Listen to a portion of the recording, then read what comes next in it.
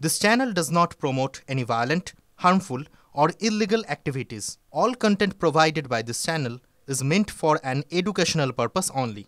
Cancer Healer Center, a new beginning. এবার দেখে নেব কয়েকটি গুরুত্বপূর্ণ খবর এক নজরে। আরজি করে তৃণমূল চিকিৎসক সংগঠনের ব্যানার ফ্লেক্স ছেঁড়ার অভিযোগ। কয়েকজন চিকিৎসকের উস্কানিতে এই ঘটনা, কাজ না করে গন্ডগোল পাকানোর চেষ্টা একদল চিকিৎসকের। অভিযোগ প্রোগ্রেসিভ হেলথ অ্যাসোসিয়েশনের অধ্যক্ষর কাছে নালিশ ডেপুটেশন জমা দেওয়া হচ্ছে। টালা থানা এবং ডিসি নর্থকে অভিযোগ জানিয়ে ইমেল করেছেন সংগঠনের সভাপতি শশী পাঁজা। জিটিএ নিয়োগ দুর্নীতি মামলায় সিআইডি রিপোর্ট দেখে ক্ষোভ প্রকাশ আদালতের। পার্থ চট্টোপাধ্যায়, তৃণাঙ্কুর, বিনয় তামাংদের ক্লিন চিট দিতে পারে রাজ্য। মন্তব্য বিচারপতি বিশ্বজিৎ বসুর। এই নিয়োগে কোনো অপরাধ নেই, শুধু পদ্ধতিগত ত্রুটি রয়েছে। সওয়াল রাজ্যের, একজনকেও নোটিশ পাঠানো হয়নি, বিগ জিরো। ক্ষোভ প্রকাশ বিচারপতি বসুর। নারকেলডাঙ্গার পর এবার তারাতলা, ফের শহরে ঝুপড়িতে ভয়াবহ অগ্নিকাণ্ড। তারাতলার সিপিটি মোড়ে একটি ঝুপড়ির সিলিন্ডার বিস্ফোরণ হয়।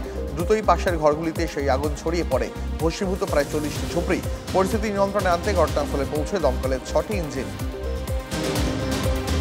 সুপ্রিম কোর্টে পিছিয়ে গেল প্রাথমিকের 2022 নিয়োগ মামলার শুনানি। নিয়োগ প্রক্রিয়া কোনো পর্যায়ে জানতে চেয়ে বোর্ডের কাছে হলফনামা তহবিল শীর্ষ আদালতের। মামলার আবেদনকারীদের 3টি শ্রেণীতে পৃথকীকরণের নির্দেশ দিয়েছে সুপ্রিম কোর্টের division bench. British popstar Ed শিরানের সঙ্গে নৌকা বিহারে গায়ক অরিজিৎ সিং। মুর্শিদাবাদে গঙ্গাবক্ষে দেখা গেল একসঙ্গে দুই তারকাকে। অরিজিৎ সিং এর সঙ্গে জিয়াগঞ্জে বাড়িতে দেখা করতে আসেন ব্রিটিশ পপস্টার। শিবতলা ফেরিঘাট থেকে নৌকায় চাপেন অরিজিৎ এবং এড শিরান। পরিবার এবং বন্ধুদের নিয়ে সাগরদিঘি পর্যন্ত যায় নৌকা। এবার বাঁদরে দৌড়াতে বিদ্যুৎ বিচ্ছিন্ন শ্রীলঙ্কা। অন্ধকারে ডুবল গোটা দেশ। কলম্বোর একটি বিদ্যুৎ কেন্দ্রে হানা দেয় একটি বাঁদর। বিদ্যুৎ কেন্দ্রে ঢুকে তার ছিঁড়ে দেয় বাঁদরটি, দাবি কর্তৃপক্ষর, যার জেরে বিদ্যুৎ বিচ্ছিন্ন হয়ে পড়ে গোটা দেশ। জাতীয় গেমসে টিটিতে বাংলার জয় জয়কার। পুরুষদের টিম ইভেন্টে মহারাষ্ট্রকে হারিয়ে সোনা জিতেছে বাংলার দল। অন্যদিকে বাংলার মেয়েরাও মহারাষ্ট্রকে হারিয়েই সোনা জিতেছে। গুরুত্বপূর্ণ ভূমিকা নেন মৌমা দাস। এই মুহূর্তে ওয়েদার আপডেটে নজর রাখতেই হচ্ছে। ঝঞ্ঝা আসতেই আবারও শীতের দফা রফা বাংলায়। একদিনে শহরের তাপমাত্রা বাড়ল 4 থেকে 5 ডিগ্রি সেলসিয়াস। কলকাতার সর্বনিম্ন তাপমাত্রা 22.5 ডিগ্রি। 15.2 ডিগ্রিতে পৌঁছে গেল বাঁকুড়ার পারদ। এই মুহূর্তে কথা বলবো প্রতিনিধি কমলেশ হোসেন টেলিফোন লাইনে। কমলেশ, তাপমাত্রা বাড়লো, আর কি কমার সম্ভাবনা রয়েছে? কমলে কবে?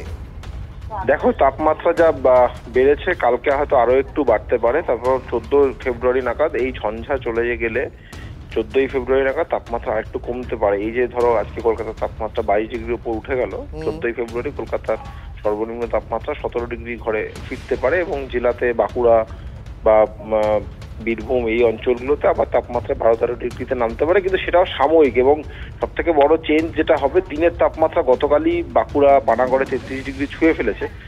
এভাবে দিনের তাপমাত্রা আগামী কয়েকদিনে বাড়তেই থাকবে এবং আজকেই কলকাতার তাপমাত্রা হয়তো 30 ডিগ্রি ছুঁয়ে ফেলবে। ফলে দিনে ঠান্ডা আমেজ পাওয়ার কিন্তু আর আশা নেই। মানে মাঘ শেষ মানে শীতের দিনের বেলা ঠান্ডা আমেজ পাওয়ার আশা পুরোপুরি শেষ দিক। কমলেশ, অনেক ধন্যবাদ।